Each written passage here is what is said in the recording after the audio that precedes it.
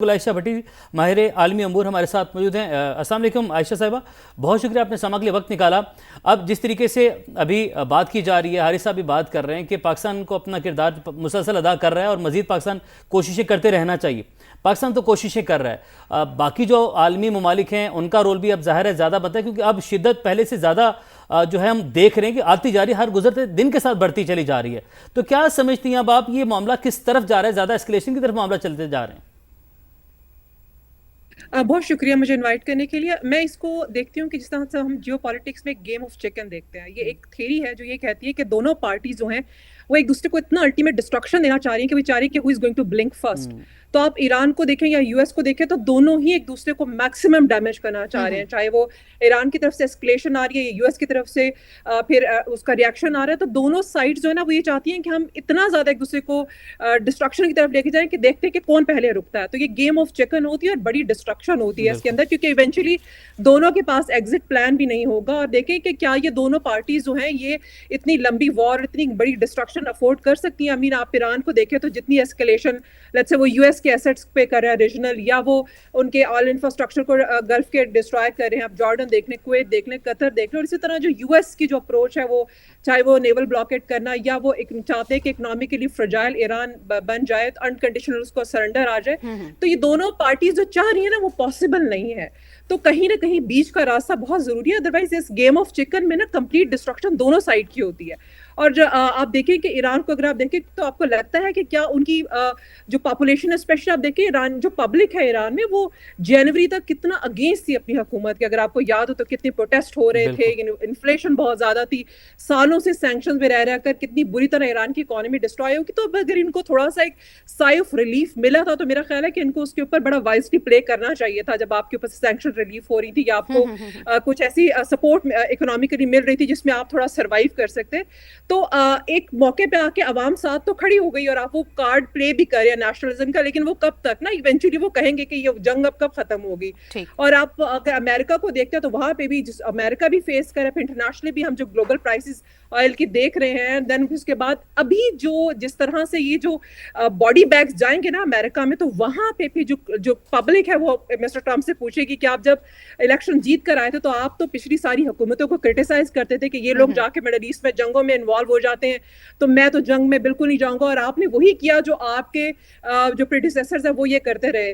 तो अब ये जब बॉडी बैग्स जाएंगे तो वहां पे फिर एक नई कहानी स्टार्ट होगी। वहां पे हमने देखना है मिस्टर ट्रम्प फिर कैसे सर्वाइव करते हैं और कैसे वो अपने पब्लिक को और फिर एज वेल एज जो उनके जो कांग्रेस है उनको किस तरह से बताते हैं कि ये जंग हम जीतेंगे। क्योंकि इस वॉर के अंदर ये जो गेम ऑफ चिकन है इसके अंदर बहुत मुश्किल होता है कि दोनों पार्टी जो है ये इनमें से कोई एक ब्लिंक करे, क्योंकि ये दोनों एक दूसरे को डिस्ट्रॉय करना चाहते हैं। तो बड़ी ही क्रिटिकल सिचुएशन है ये। ठीक है, सिचुएशन तो बड़ी क्रिटिकल है। जिस तरह से आपने कहा है कि दोनों ही एक दूसरे को डैमेज करने की कोशिश कर रहे हैं, लेकिन जो दोनों पार्टीज है वो जो चाहती हैं वो हासिल नहीं कर सकते। ब्रिगेडियर साहब मैं आपकी तरफ आऊँगी। जिस तरह से हम लोग बात कर रहे हैं, अमेरिका जो है वो हमले तो कर रहा है, निशाना तो बना रहा है, चाहे वो फ़ज़ाई दिफाई निज़ाम हो या फिर मिसाइल तनसीबात हो, उसकी जानिब से निशाना तो बनाया जा रहा है। लेकिन जो ईरान है वो भी तो आगे से रिटेलिएट कर रहा है। लेकिन अगर हम इस को फौजी नुक्ता नज़र से देखें तो क्या अमेरिका जो है ईरान की फौजी ताकत को मफलूज करने में कामयाब हो रहा है, या फिर ईरान अब भी हमें ये समझना चाहिए कि उसमें इतना दमखम है, इतनी सलाहियत है कि वो अमेरिका को कोई सरप्राइज दे सकता है आने वाले दिनों में? Iran is very certain. उन्होंने काफी ज्यादा पहले भी ईरान को सरप्राइज, अमेरिका को सरप्राइज दिया, इसराइल को सरप्राइज दिया, और बहुत अच्छे तरीके से, क्योंकि उन्होंने 25 साल से उनको ये पता था कि एक दिन अमेरिका ने और इसराइल ने हमारे पर अटैक करना है। सो उन्होंने सोच समझ के 2-3 चीजों को कॉन्सेंट्रेट किया। नंबर 1 कि उन्होंने अपनी मिसाइल कैपेसिटी, जिसमें उनके हाइपरसोनिक, सुपरसोनिक, क्रूज मिसाइल तमाम उन्होंने इंडिजिनस बनाए, और they did not depend on any foreign support के ऊपर। लाइकवाइज उन्होंने इसके साथ आप देखें ड्रोन उनकी बहुत अच्छी क्वालिटी के और डिफरेंट वेराइटी ऑफ ड्रोन उन्होंने बनाए, और वो उनके पास बहुत ज्यादा तादाद में।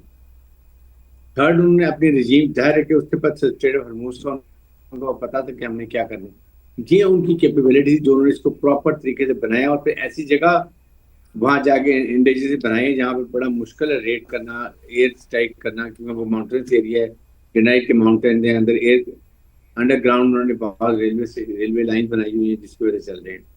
लेकिन प्रॉब्लम ईरान के लिए एक डायलेमा ये है, American are going for Iran, Iran को नुकसान पहुंचा रहे हैं, डिस्ट्रॉय कर रहे हैं, इंफ्रास्ट्रक्चर डिस्ट्रॉय कर रहे हैं, उनके मिसाइल लॉन्चर्स को उड़ा रहे हैं, साइट्स को कोई कहीं ना कहीं ड्रोन के लिए भी करते हैं।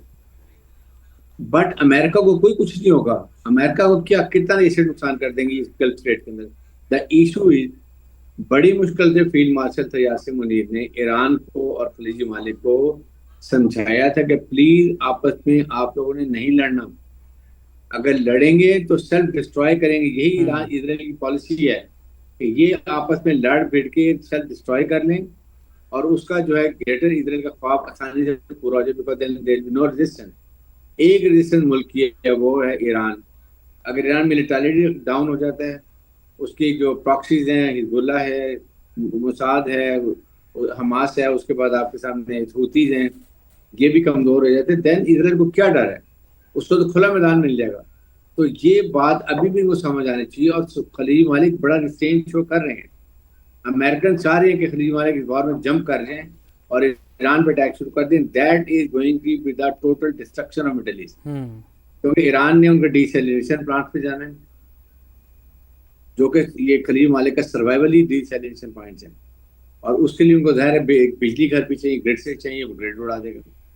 सो ये आपका ये जो है कतर, ये जो ही में 40 डेज का उनके पास वाटर रिजर्व है और बाकी ममालिक में 7 से 8 दिन का है, बहुत कम है। It will be a disaster. इसलिए मैं ये बात कर रहा हूँ, यही चाह रहा है इजराइल और यही चाह रहा है अमेरिका कि इनको वापस लड़ाओ, इनको खत्म करो और फिर अपनी एंजॉय करो राइट को। सही आयशा साहब, ये जो आरिफ साहब का पॉइंट है कि आपस में लड़ाओ और फिर बैठकर नज़ारा देखो, तो आप इस पर क्या कमेंट करेंगे? इससे पहले आप जब गुफ्तगू करी थी, आपने जिक्र किया कि ईरान की इकॉनमी कई दिहाइयों से जो है वो पाबंदियों की वजह से जिस जगह पर स्टैंड करी है वो हम सब जानते हैं, तो अवाम के पास एक अच्छा मौका था, अगर कुछ मिल रहा था तो वो ले लेना चाहिए था। तो क्या आप समझते हैं कि वाक़तन जो वादे किए गए थे वो पहुंचना था, वो फ़वाद ईरान तक पहुंचने थे, या सिर्फ बातें थी, वादे थे, और इस तरह की बातों में वादे दावे कुछ और थे, लेकिन बाद में ये जब कहा जा रहा था कि हमसे अनाज ले लिया जाए, इस मद में ले लिया जाए, तो क्या वो फ़वाद, अगर ये सब मामला उसी तरीके से रहते तो पहुंचने थे ईरान तक, उनकी आवाम तक? देखिए, आपकी बात एक तो बिल्कुल ठीक है पॉइंट के इनके दरमियान में एक दूसरे पे ट्रस्ट डेफिसिट बहुत ज़्यादा है, लेकिन इसके बावजूद जब MOU साइन हो गया, जब दरमियान में मीडिएटर पार्टीज आ गई जो आपको वो मीडिएशन किस लिए करवा रही होती है ना, वो पार्टीज इसीलिए मौजूद हैं कि अगर आपको किसी के साथ कोई खतरा है, या इवन अगर ईरान ने अभी जिस तरह से सबस्टार्ट यहाँ से हुआ ना कि US के वेसल्स को अटैक किया, नेवल वेसल को, तो आप उस वक्त बता देते नेवल शिप्स पे हम अटैक करने से पहले कि ये हमारी एप्रीहेंशंस है। मेरा पॉइंट ये है कि आपको मीडिएटर को बीच में रखना जरूरी है। आपको लग रहा है कि आपकी बातों को माना नहीं जाएगा, या वो जो 42 पॉइंट्स उन्होंने बनाकर भेजे UN सिक्योरिटी काउंसिल के अंदर कि यहाँ अमेरिका ने वायलेशन किया, तो मीडिएटर किस लिए होता है? मीडिएटर इसीलिए है ना कि वो जो डिफरेंसेस हैं उनको रिमूव किए जा सके, किसी को किसी के साथ जो एप्रीहेंशन है, जो खतरात हैं, उसको रिजॉल्व किया जा सके। ऐसा नहीं होता कि आप मीडिएटर को साइड पर करके आप डायरेक्ट वॉर स्टार्ट कर दें ना, वो फिर मीडिएटर की लेवरेज खत्म हो जाती है। और दूसरा जो आप ये बात कर रहे हैं कि जो उनको मिल रहा था वो ले लेना चाहिए था, तो उससे पहले हालात बहुत खराब थे। तो अब उसमें मुझे लगता है कि ईरान के अंदर भी आपको डिवीजन नजर आती है। आपको IRGC की जो है वो जिस तरह से हार्ड लाइनर है, वो उनके जो स्टेटमेंट्स जो आती हैं वो कहते हैं कि हम रिवेंज लेंगे, तो या तो आप रिवेंज लें या फिर आप अपनी पब्लिक की जो उनकी जो लाइफ है, या उनकी जो डेली एक्सपेंसेस हैं, या उनकी जो जिंदगी है, उनको बेहतर बनाएं। ठीक है, तो ये दो मुख्तलिफ चीजें हैं। अगर आप चूज करना चाह रहे हैं कि आपने बदला ही लेना, तो उस बदले में डिस्ट्रक्शन है, फिर आप पब्लिक को कंफर्ट नहीं प्रोवाइड कर सकते। और जो पार्लियामेंट है वो थोड़ी सी शुरू में हमें लग रही थी कि ओके वो they are ready to listen, but again फिर जिसका पहले अपर हैंड है वही सामने आ रहे हैं, और हमें नजर भी आ रहे हैं कि अभी बहुत ज्यादा जिस तरह से स्टेटमेंट्स आ रही हैं, और दोनों तरफ से भी, अमेरिका की तरफ से भी, और शायद उसमें रीजन ये भी है कि उन्होंने अपनी पब्लिक ऑडियंस को भी बताना होता है, एक नैरेटिव बिल्ड करना होता है, तो उस तरह की स्टेटमेंट्स दे रहे होते हैं, लेकिन उसकी वजह से फिर चीजें ज्यादा खराब होती हैं।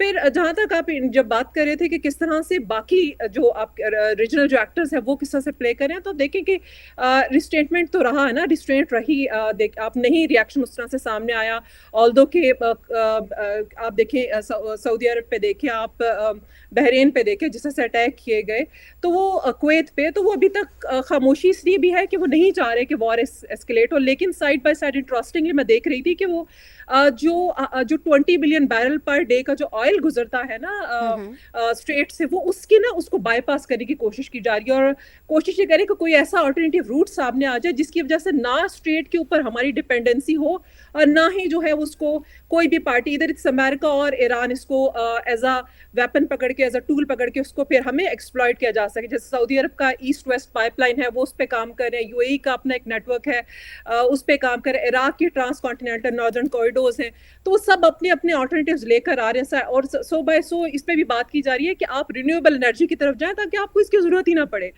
जिस ऑयल को आप चाह रहे हैं। तो अब जो दुनिया है ना, वो ये भी चाह रही है कि अभी ये हुआ ना, तो ये कुछ साल बाद फिर होगा, लेट्स से अभी आपने इसको रिजॉल्व करा दिया, बट अभी एक चीज समझ आ गई ईरान को एज अ टूल वो यूज कर सकते हैं स्ट्रेट ऑफ हॉर्मुज को, या अमेरिका कहेगा कि मुझे यहाँ पे आपको सेफ्टी से आपकी शिप्स गुजरी है तो मुझे आप टोल टैक्स दे। तो इन सारी चीजों से निपटने के लिए जो मिडल ईस्टर्न कंट्रीज हैं specially, they are working on their alternative routes ताकि उसमें से कुछ रास्ता निकले। और बड़ा इंटरेस्टिंग है ये कि किस तरह से आप एक पुराने जो रास्ते से उनसे हट के आप चाह रहे हैं कि कुछ ऐसी पाइपलाइंस, कुछ ऐसा इंटरनल नेटवर्क सामने है जिसमें आपकी डिपेंडेंसी भी स्ट्रेट पे कम हो जाए, और आप जो है रोज की जो लड़ाई यहाँ पे चलेगी उससे आपका छुटकारा भी हो जाए।